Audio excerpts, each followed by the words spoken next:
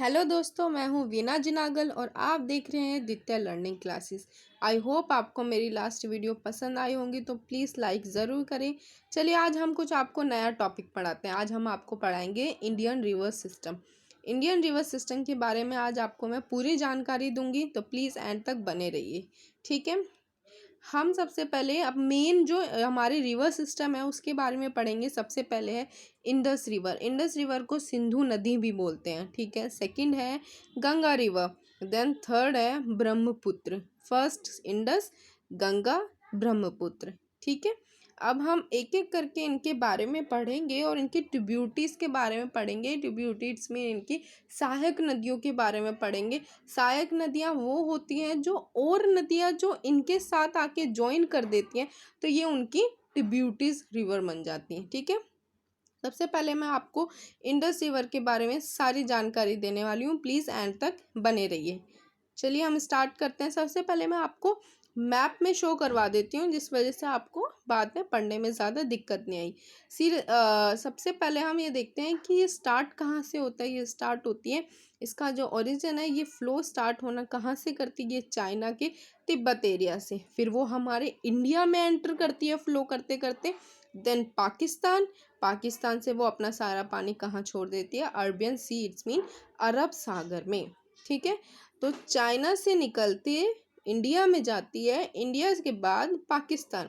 तो तीन जगह याद रखना है आपको, चाइना, इंडिया, पाकिस्तान। और हमारे इंडिया में किस रीजन पे फ्लो करती है ये फ्लो करती है जम्मू कश्मीर के लद्दाख एरिया में। समझ में आया? हमको बस इतना चीज़ याद रखना है, तो आपको सारी चीज़ रिलेट हो जाएगा, चाइना, इंडिया, पाकिस्तान।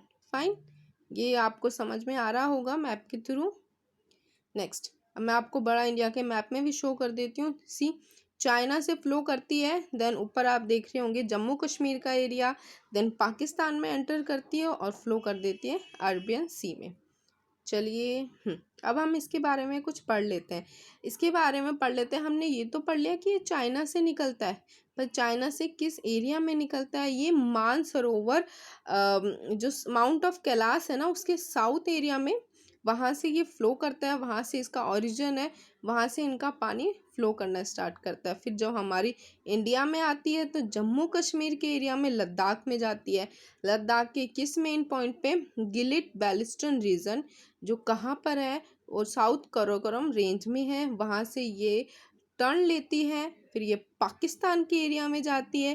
फिर पाकिस्तान का कौन सा एरिया लास्ट है इनका, कराची, वहाँ से ये अरबियन सी में अपना पानी फ्लो करवा देती है, ठीक है। नॉर्मली सी चीज़ आपको बस ये याद रखनी है कि चाइना में जो तिब्बत है, मानसरोवर के पास, साउथ ऑफ कैलाश माउंटेन के पास, वहाँ से ये फ्लो करती है। फिर जब हमारे भारत में आती है तो जम्मू कश्मीर के एरिया में आती है। जम्मू कश्मीर में लद्दाख, और लद्दाख में भी कौन सा मेन पॉइंट है जहाँ से ये पाकिस्तान में एंटर करती है, वो एंड पॉइंट कौन सा है, वो है गिलिट बाल्टिस्तान रीजन। वहाँ से क्या करते हैं, ये बिल्कुल शार्प, मतलब एकदम से इनका शार्प पॉइंट आता है पाकिस्तान की तरफ। फिर ये पाकिस्तान के प्लेन मैदानी इलाकों में इसका पानी फ्लो होता है, और एंड उसका पाकिस्तान का कहाँ पर है, कराची का, एंड देन ये अरबियन सी में, अरब सागर में जाके गिर जाती है। मैं आपको मैप में दिखाऊंगी, आपको ज़्यादा अच्छे से समझ में आएगा। सी, यहाँ से ये आ रही है, चाइना से आ रही है, आपको वहाँ श्रीनगर दिखा हुआ लिखा हुआ, तो उसके ऊपर हमारा जम्मू कश्मीर का मतलब एरिया पड़ जाता है। देन ये ब्लू ब्लू जो लाइन है वो हमारी इंडस रिवर है। वहाँ से फिर ये पाकिस्तान की तरफ जाती है। मैंने आपको बोला था ना, पाकिस्तान के कौन सा लास्ट रीजन में, ये कराची के रीजन में पहुँचती है, जो सिंध में पड़ता है, ठीक है। वहाँ इसका लास्ट है। उसके बाद ये कहाँ गिर जाती है, अरबियन सी में अपना सारा पानी फ्लो करवा देती है, ठीक है। चाइना, इंडिया, पाकिस्तान, ठीक है। चाइना में कहाँ पे, तिब्बत से निकल के हमारा इंडिया, इंडिया में कहाँ पे, लद्दाख, ठीक है। फिर पाकिस्तान, पाकिस्तान का एंड कौन सा है, कराची। देन वो कहाँ आ जाती है, अपना अरबियन सी में, अरब सागर में अपना सारा पानी फ्लो करवा देती है, ठीक है। आई होप आपको समझ में आया होगा। नेक्स्ट, अब मैं इनके कुछ इंपॉर्टेंट फैक्ट्स आपको बताने वाली हूँ जो एग्ज़ाम में पूछे जाते हैं। चलो हम स्टार्ट करते हैं। सबसे पहले हम पढ़ेंगे one of the longest river in Asia. Asia में सबसे लंबी नदियों में गिनी जाती है, ये इंडस रिवर पर सबसे लंबी नहीं है, ठीक है, one of the longest river है, ठीक है। तो उसका डिस्टेंस कितना है, 3180 किलोमीटर, मतलब 3180 किलोमीटर इसका लेंथ है, लॉन्गेस्ट रिवर है, ठीक है। बट ये लंबी नहीं है, तो लॉन्गेस्ट रिवर कौन सी है, एशिया की यंगस्टर्स रिवर, कौन सी है, यंगस्टर्स रिवर, ठीक है। एशिया की तो ये है, अगर वर्ल्ड की पूछ ली जाए तो नील रिवर, ये मोस्टली सबको ही पता होगा, ठीक है। टोटल ड्रेनेज एरिया कितना है इसका, मतलब कितनी जगह इसका पानी फैला हुआ है, वो एरिया है 11,65,000 किलोमीटर। समझ में आ रहा है, 11,65,000 किलोमीटर। ये पूछा नहीं जाता, पर जनरली आपके जीके के लिए मैंने बता दिया, ठीक है। और सबसे मेन बात है कि ये national river of Pakistan, Pakistan की ये नेशनल रिवर है, क्योंकि इसी ये ही पाकिस्तान में इतनी सबसे ज़्यादा लंबी रिवर है जो पाकिस्तान के एरिया में बहती है, ठीक है। तो इसलिए उसकी नेशनल रिवर है पाकिस्तान की, ठीक है, fine. Next, largest in world. अभी तो हमने एशिया में पढ़ा था, अभी हम वर्ल्ड में पढ़ते हैं कि largest in world Amazon river, ठीक है। अगर मैंने ये बोला कि लॉन्गेस्ट इन वर्ल्ड, सबसे लंबी नदियों में से वर्ल्ड में पूछा जाए तो नील, लार्जेस्ट में पूछा जाए तो अमेजन। लॉन्गेस्ट और लार्जेस्ट में डिफरेंस होता है कि लॉन्गेस्ट होती है जो सबसे मतलब लंबी होती है, लार्जेस्ट होता है वो उसमें कितना पानी, अमाउंट ऑफ वाटर होता है, ठीक है। ये छोटा सा डिफरेंट है। तो लॉन्गेस्ट पूछी जाएगी तो नील रिवर, और लार्जेस्ट पूछी जाएगी तो अमेजन रिवर, कंफ्यूज मत होना, ठीक है। नेक्स्ट हम इसकी बात करते हैं इनके ट्रिब्यूटरीज के बारे में, इनकी सहायक नदियों के बारे में। वैसे बहुत सारी हैं, बट इनकी मेन 5 है। फर्स्ट है सतलज, ब्यास, रावी, चेनाब, झेलम। कौन कौन सी, सतलज, ब्यास, रावी, चेनाब, झेलम, ये 5 हैं, ठीक है। अब मैं आपको इनको मैप में दिखा देती हूँ, इनके बारे में मैं सबके बारे में मैं एक एक करके आपको पढ़ाऊंगी, पर पहले आप उसको मैप में देख लीजिए, ठीक है। सतलज, ब्यास, रावी, चनाब, झेलम। ये देखो आपका जो सबसे बड़ी जा रही है, ये हमारी सिंधु है, सॉरी, ठीक है, यहाँ से ये जा रही है, देख रहे हो, ये हमारी 5 ट्रिब्यूटरीज हैं। चलो अब मैं एक एक करके इनके बारे में आपको पढ़ाऊंगी। सबसे पहले में हम बात करते हैं सतलज रिवर। सतलज रिवर का ओरिजिन कहाँ से हुआ, सतलज रिवर भी चाइना के तिब्बत एरिया से निकलती है।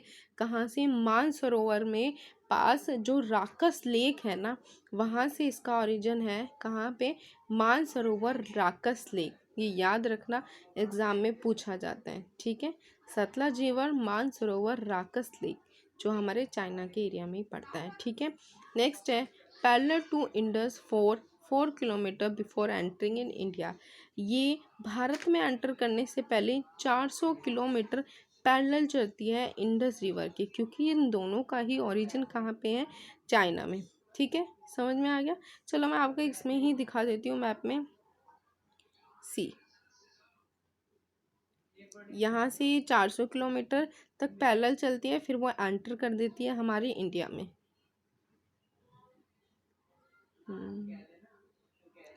ठीक है। नेक्स्ट है feed scanner system of Bakhra Nagal project. तो सतलज रिवर पे बखरा नागल डैम भी बनाया गया है।